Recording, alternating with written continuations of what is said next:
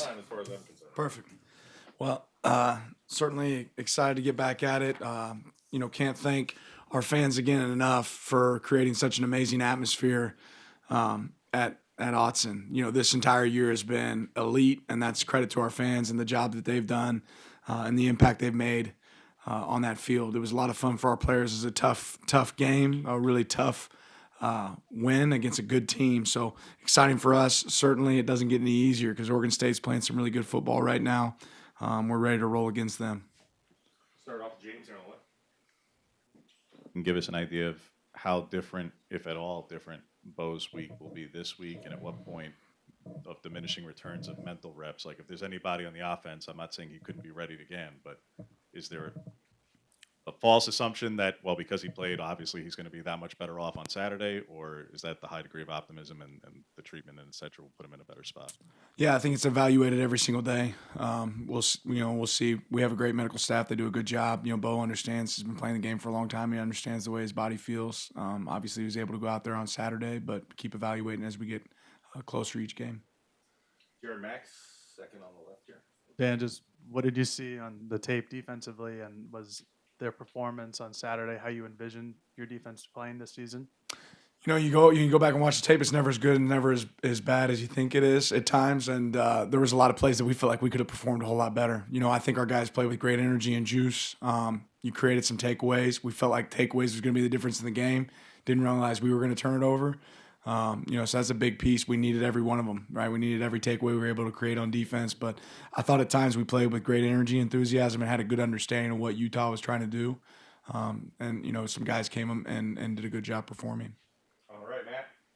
I understand why so much tension was on Bo, but how close was Ryan to not being able to play on Saturday, and just what's his progression going to be like this week as well? Yeah, I'm not going to spend a ton of time talking about injuries, obviously, but we have a lot of tough kids. It's that time of year when you're banged up and you're hurting, and it's not week one anymore, right? So we have a lot of guys that are banged up, and Ryan's certainly one of those guys that's battled through it, made sure he's made a way to the field. Back left, Trev. His status is a little uncertain for Saturday, but how unique of a player is Jack Coletto for Oregon State? Yeah, I was actually thinking back when he was at Arizona Western as a quarterback. I think I was at Memphis at the time, which was a long, long time ago, and recruiting. And I remember watching him play, QB, and thinking he was a really, obviously a real talent. But now you watch him on fourth down lineup and carrying the ball, and the intensity he carries it with, and then he can turn around and sling the ball down the field too. He's a dynamic player. He's certainly different and a challenge for us to be prepared for. Right here in the middle, Jared Dink. What about this Oregon State offensive line stands out on tapes, specifically in the run game? I mean, extremely well coached, right? They're a team that runs wide zone stretch scheme, really well.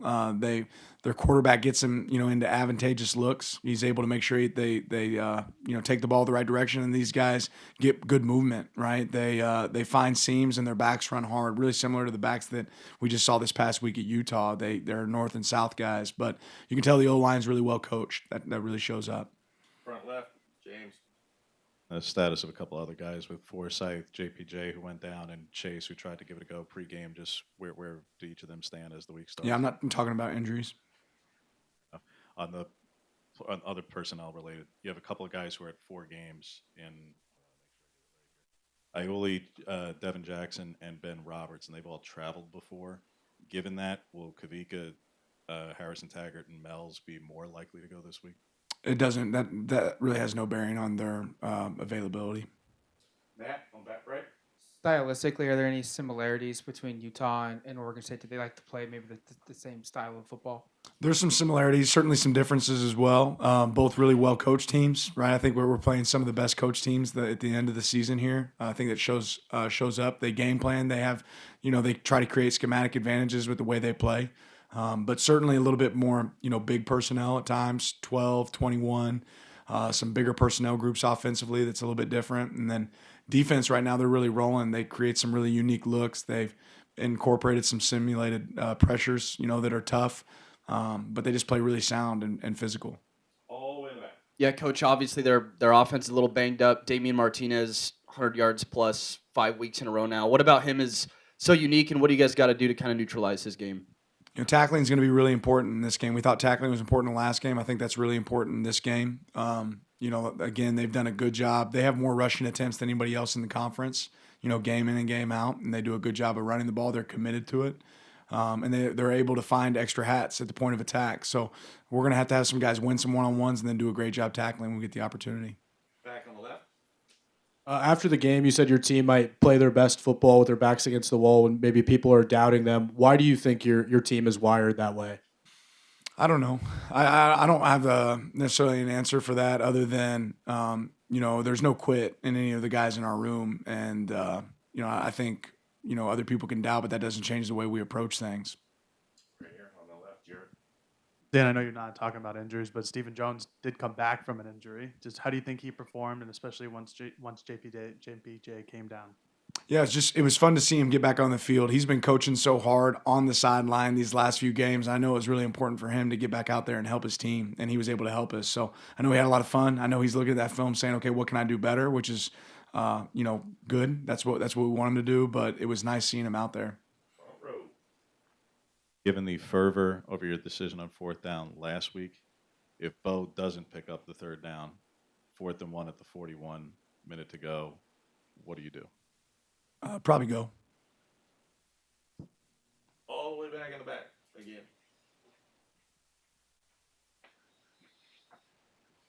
Coach, obviously, nameless, faceless opponent, but there's no underestimating what this rivalry is to everybody that lives in this state. Does it feel any different when you walk in to get prepared for this, knowing that it's Oregon State this week? It doesn't take any.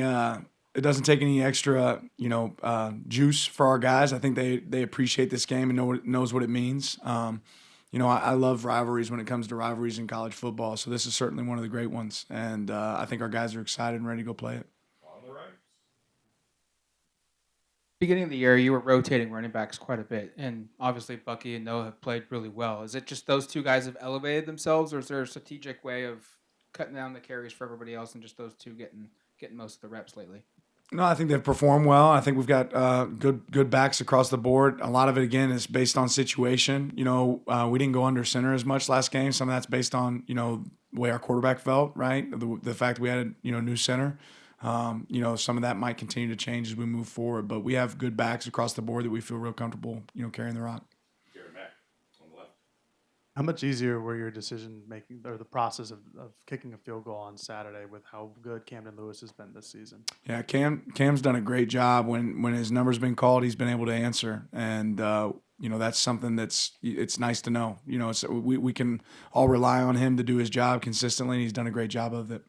Back left, Jared. Just now that you've lived in this state for a year with the proximity between these schools, have you experienced this rivalry in any way, just in terms of seeing Beavers fans out or interacting with them? Have you experienced this rivalry in any sort of way like that? A little bit, nothing too crazy, right? It feels like most of them stay up in Corvallis, and I kind of hang around Eugene. James.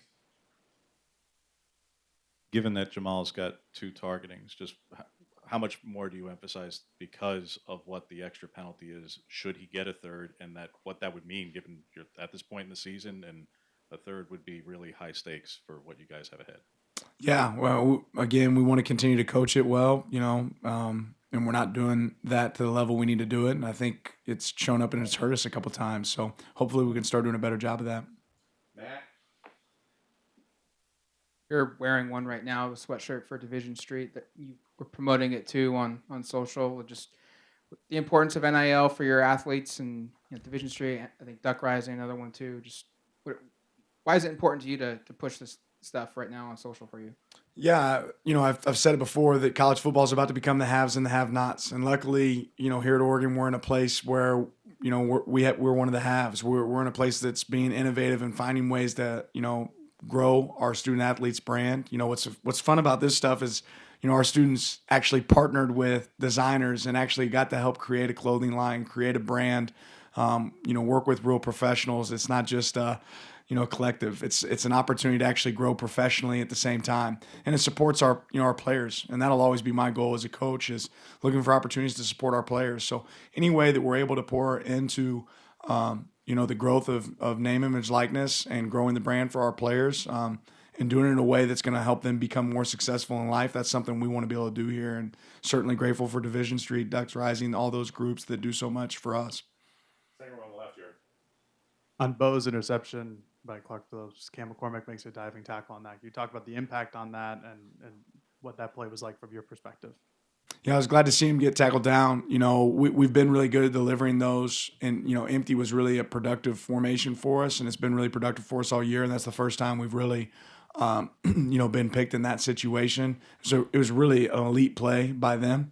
That was a big time, break on the ball. We want to get the ball there a little bit quicker, but obviously getting them down was big. James. OSU is really extreme in its third and short conversions, and it's all runs. How is it that they are that effective when I'm supposing that many of the defensive coordinator loads the box, and yet they are still converting at that higher rate? And then how important is it then to, as it is all the time, but to knock them off that schedule of doing what they're clearly very good at?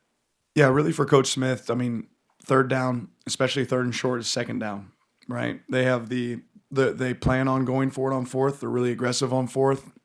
And most of the time, a lot of those runs are QB runs, right? Whether it's using Coletta or somebody like that. So when they use 11, you have to use 11 to stop them. And if you want to be really aggressive on defense and get an extra hat in the box, he's also proven that he'll throw a bomb, right? So it's tough to commit every hat down to the run. The key is really staying on schedule on first and second down defensively and not giving them those third and short opportunities. They're going to run it on third. You have to be prepared for it. And when they do, you want to have the extra hat. But again, it's going to come down to somebody winning a one-on-one when they're using 11 guys. Second row middle, Jared. Just curious what you made of Dante Thornton's performance on Saturday and what he's kind of done with this opportunity with Chase still being out. Yeah, really proud of Dante. I think all year he's positioned himself and gotten better as the year's gone on, and he's proven that he's got elite speed and size. And I think those traits really carry over, especially when he'll push the ball down the field. Had some really big catches down the field on Saturday night. But he's a pleasure to work with every day. I enjoy, everything that Dante brings to our program. He's an awesome kid. He comes in here with a smile. And was actually experiencing a lot of adversity this weekend himself. So for him to go have that performance, I know that meant a lot to him and certainly meant a lot to our team. Back left, sir. Just particular in the last 2 weeks, Oregon State's dealt with a lot of key injuries. Obviously, they've still been able to pull off 2 convincing victories. What does that kind of say about the depth over there? Yeah, it's that time of year where people are banged up, and I don't think anybody's playing completely healthy, but they've certainly done a great job of having impressive wins amidst adversity, right? And I think it shows a couple things. One, that it's a really well-coached team. Coach Smith's done a really great job there developing over time, and I think they've proven that they can win in unique ways, right? Lean on their best personnel when needed, and do it several different ways. So great job by them. Credit to them and their staff, and credit to the people on their roster. On the right, Matt. Now knowing what Bo can or can't do in a game, does that maybe allow you more opportunities this week to expand the playbook of what you can do or schematically be a little bit more advanced this week than maybe last week? Maybe. James. Defensively, Oregon State has a couple of really peculiar extreme splits in that a ton of their interceptions are on first down, in particular inside opponent territory, and yet they play off to where they keep the lid on the coverage by way of deep passes. How do they make those two things work in that you're not having a lot of pressure to keep it underneath, but at the same time have 7 interceptions on first down inside opponent territory? And how do you get that across the bow on P and 10 in those early drive spots? I'll tell Bo to watch this interview. You explained it really well. Ultimately, you get more picks when you play with vision break defense. A lot of times that's zone, but they play a good complement of zone defense and also playing really like quarters man off, right, where they're able to have good vision. They break on the ball really well. I think they're really talented at DB. It's one of their strong positions, and they do a good job of coaching it. But they pitch a lot of different looks at you. This is one of the well-coached defenses that we're going to go against. And, you got to take what's there. You can't take more. And we just can't be greedy. We got to stay on schedule and do a good job of that. Last question, James. He was the only scholarship senior not to go through senior day, and he said he was seeking a waiver, but is it decided or just very confident that Popo will be coming back and getting that extra year? I know Popo wants to, and I know we certainly want to have him back. So we feel very confident that he's going to be able to do that. Thank you, Coach. Appreciate You guys.